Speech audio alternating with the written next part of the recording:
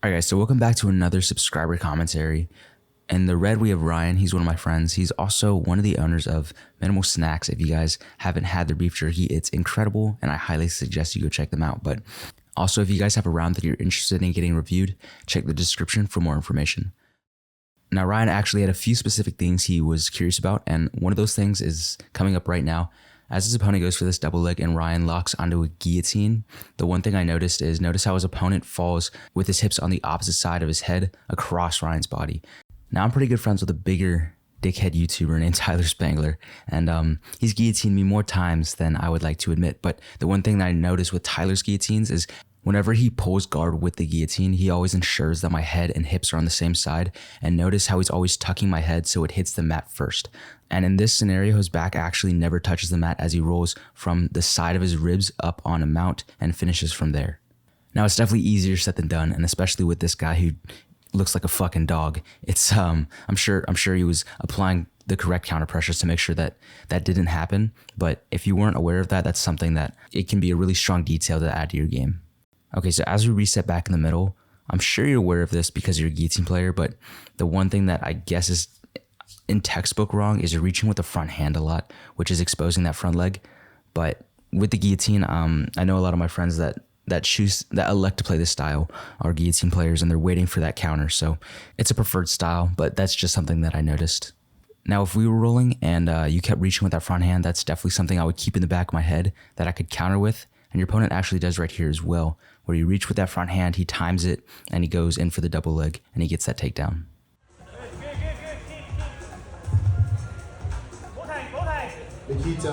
So as we reset back to center again, you did a good job off balancing him here. I will say the only your opponent's just really good, so it's hard to say specific counters that you can do. But what I noticed is you just had to reach really, really high with this guillotine here, going from almost seated guard all the way up to the guillotine. I don't think that was necessarily a bad thing. I just think that there was a risk associated with an attack like that. And in order to attack it, you had to expose yourself, and he just capitalized on it.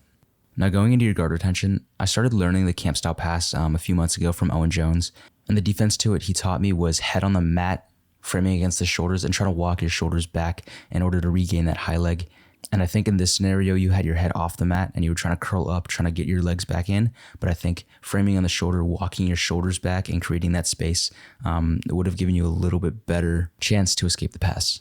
In the next sequence here, I'm genuinely surprised how you did not tap to this Darce. It looked locked up, even though he put you in half guard. He later passed to mount, and he almost got you. And I probably would have been tapping way ahead of that. But for the other people watching, I think the way Ryan is defending in this scenario is he's trying to get his back to the mat, but he's also keeping in mind to keep his knees between himself and his opponent, which will prevent the opponent from really applying that pressure needed to finish the Darce.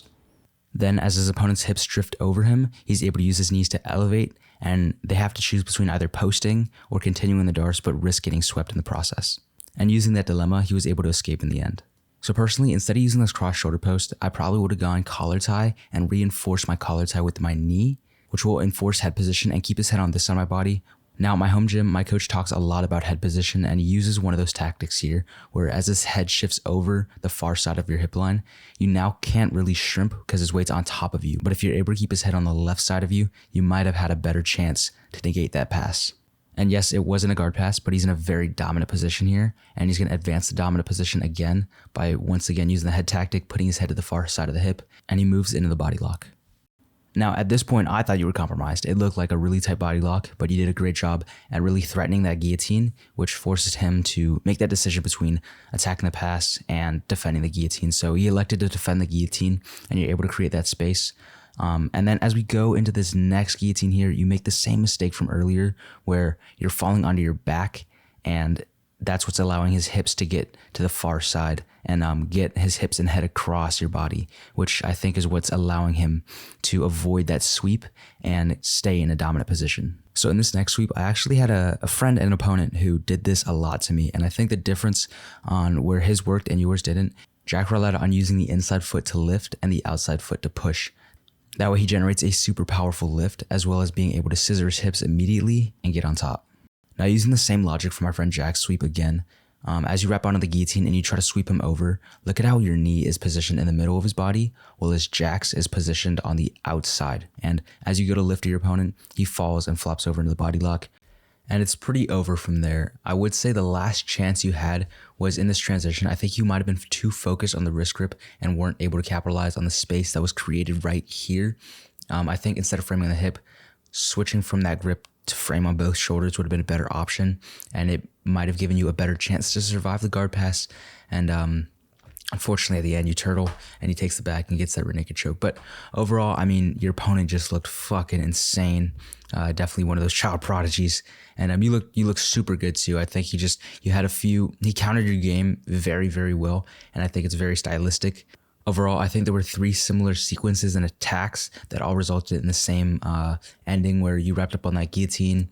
He offset his hips and head on the opposite side of your body, and that was the end of it there. I think going forward, making sure that we're keeping the head and hips on the same side, and to do that, we're falling to our ribs, really tucking the head and making sure that head and our ribs are hitting the ground before our back does, is the way to go forward from here. So final things, if you guys are interested in me commentating over your match in a similar style to this, make sure to read the description. Down there, you can also find a link to Tyler's guillotine course, and you can use my code TRIANGLESUCK, fuck you Tyler, for a percentage off.